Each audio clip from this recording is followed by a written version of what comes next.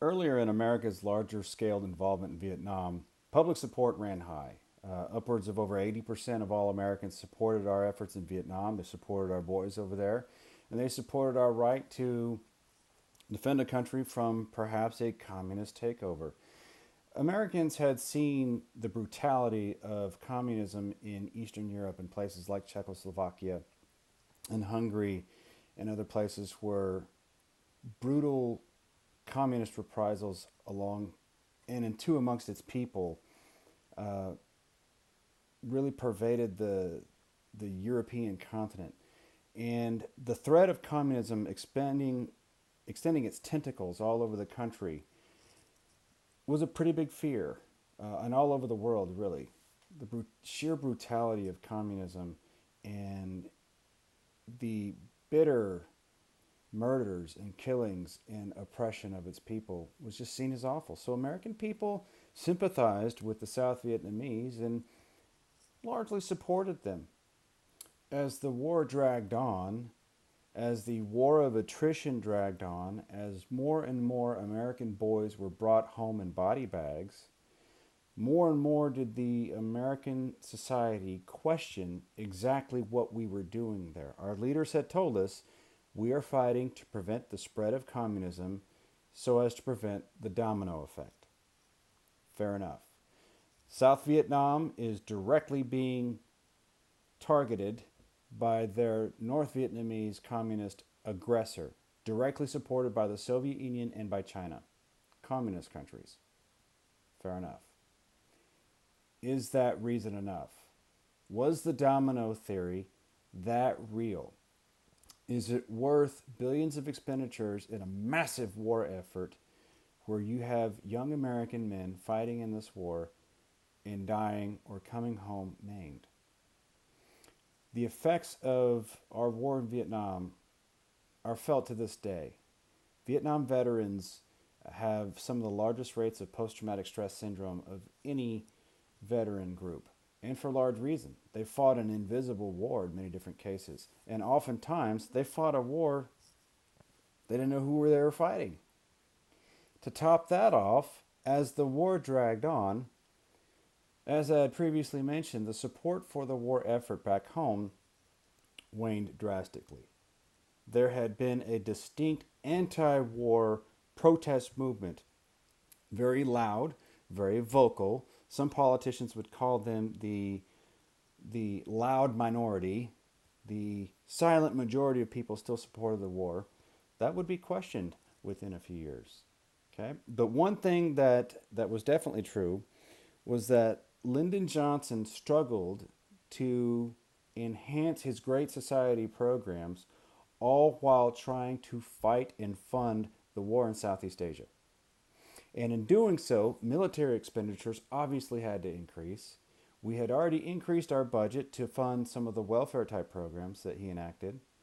So what you saw was a rise in inflation because of the overexuberant government spending because of the war in combination with Great Society.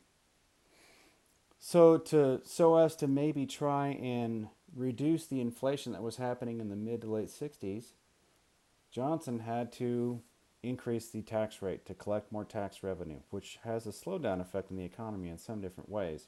But it was also negated by way of about a $6 billion decrease in some of his Great Society programs. That was one of the way by increasing taxes a little bit and by cutting spending, the reverse Keynesian theory, um, we would actually help temper some of the inflationary movements in America. What else was going on in America at the time were differentiations in musical styles that were going on that influenced society. You had all kinds of artists and writers and musicians who were influenced by a counterculture movement, given a shot in the arm because of America's involvement in Vietnam. You had a ready made protest topic. There were people coming home from Vietnam who mostly still supported their idea there, but even some Vietnam vets struggled with our involvement there. You have people back home burning their draft cards. marches to Washington Monument, and directly criticizing Lyndon Johnson. LBJ escalated the war in Vietnam and America's involvement therein. You can ask yourselves, and many historians disagree or they have varied opinions about whether, had JFK not been assassinated, would America have had the level of involvement in Vietnam that we did when LBJ escalated it? Many historians disagree with that because one of two different things was going to happen. Either we were going to escalate our involvement in Vietnam or we were going to pull out completely before things escalated. Given that JFK was a staunch anti-communist and he had already committed 16,000 advisors before he was assassinated, I'd venture to guess he would have sought more of an escalation effort. But that's going to be debated into perpetuity. So, counterculture and its movement had gained steam. It had gained steam in music, in art. Experimental drugs had now become into the mainstream of society, most notably LSD, also known as acid. You have a music style that is influenced by LSD. And if you want an example of music that is influenced in and of the sort, look at The Doors. Jim Morrison, the lead singer of The Doors, classic 60s acid rock. It's iconic. It is unbelievable. The San Francisco counterculture hippie movement centered around Haight-Ashbury, the combination of those two streets in San Francisco, that was somewhat of the epicenter when you had musicians like Jerry Garcia and the Grateful Dead, Jimi Hendrix.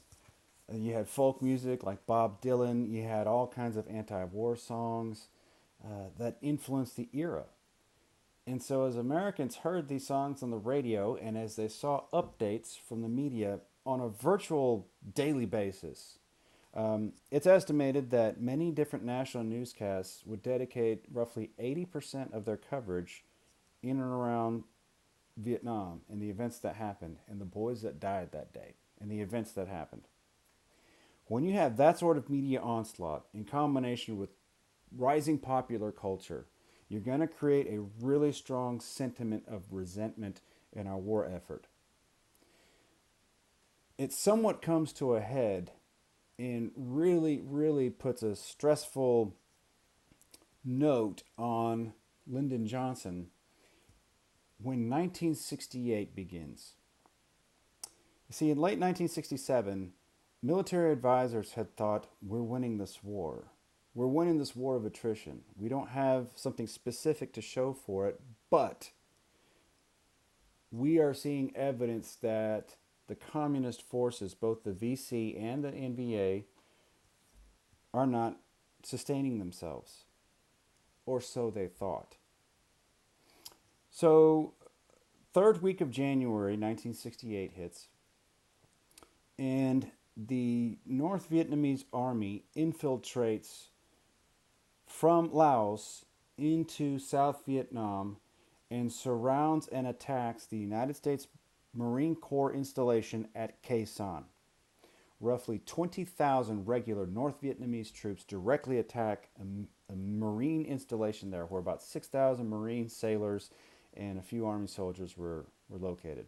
They destroyed the airstrip, they destroyed the ammo dump, they held siege of Khe Sanh for the next 2.5 months. That was considered massive because it was. However, that could be considered possibly a diversionary tactic. You see, under ancient Asian military strategy, those espoused perhaps by ancient Chinese military artist Sun Tzu, there's a classic game called Go. See, there are games like chess, there's checkers, there's card games, poker, anything else of the sort. A common Asian game is Go, where you advance in several different ways throughout the game, perhaps by creating a diversion. Communist military leaders used their attack and siege of the Marine Corps base at Khe Sanh as a classic diversionary tactic. They committed 20,000 regular North Vietnamese troops in the hopes that the United States would redirect many of its forces up to defend Khe Sanh, because waiting in the wings about a week and a half later would be roughly 84,000 communist combatants comprised of NVA regulars, but mostly of Viet Cong guerrilla fighters that would attack South Vietnamese cities when the Americans leave. Classic diversion. You attract the animal over here because you want what they want back there. That's a classic Sun Tzu military strategy in go form. So, over the course of 1967, the communist forces had largely sent all kinds of different weapons, arms, artillery, ammunition, all kinds of different things secretly through Laos and Cambodia, all along the Ho Chi Minh Trail, and slowly but surely infiltrated into South Vietnam.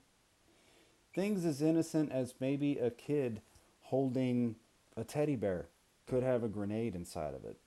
And eventually these stockpiles would make their way out into the field where you would have VC guerrillas ready to attack and engage South Vietnamese cities. Now, the ancient Chinese New Year holiday, Tet, is also largely observed in Vietnam.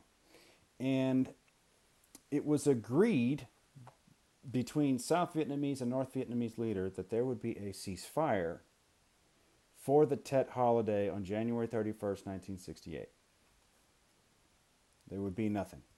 Many different South Vietnamese troops even went home for a 2 or 3 day vacation. Okay? So, what happened? Various different stories are told, but very early in the morning, January 31st, 1968, the Tet holiday, roughly 84,000 communist combatants emerge and attack every major South Vietnamese city, every major United States military installation all throughout South Vietnam, including in Saigon when 6 Viet Cong aggressors breached the wall of the United States Embassy. They blew a hole in it and went into the yard, and they engaged in combat with military police there at the embassy. The United States Embassy in Saigon was under siege. Eventually, the threat would be beaten back at the embassy, but the attack on the entire South Vietnamese country was now in flux. Okay, how did that happen? How did American military commanders and intelligence miss that? Did we miss it? Were there acts of other subterfuge? Was there confusion of the date? Did maybe perhaps the communists recognize the day of Tet actually being a different day than what the South Vietnamese recognized? That's what they often claim. Fact of the matter was, based on American and South Vietnamese interpretation, communist forces directly disregarded the ceasefire, and they attacked American and South Vietnamese forces all over South Vietnam. That's a direct violation. And it kind of gave egg to the faces of communist forces. But what really gave them problems, they caught the Americans and South Vietnamese by surprise. But in most places around South Vietnam, American forces were able to beat back the VC and then chase them back out into the countryside. It's estimated that the overwhelming majority of Viet Cong combatants that attacked South Vietnamese cities during the Tet Offensive were killed. And that was almost done by design by North Vietnamese leaders. See, quick side note. The National Liberation Front, the VC, they were funded and supported by the North Vietnamese government.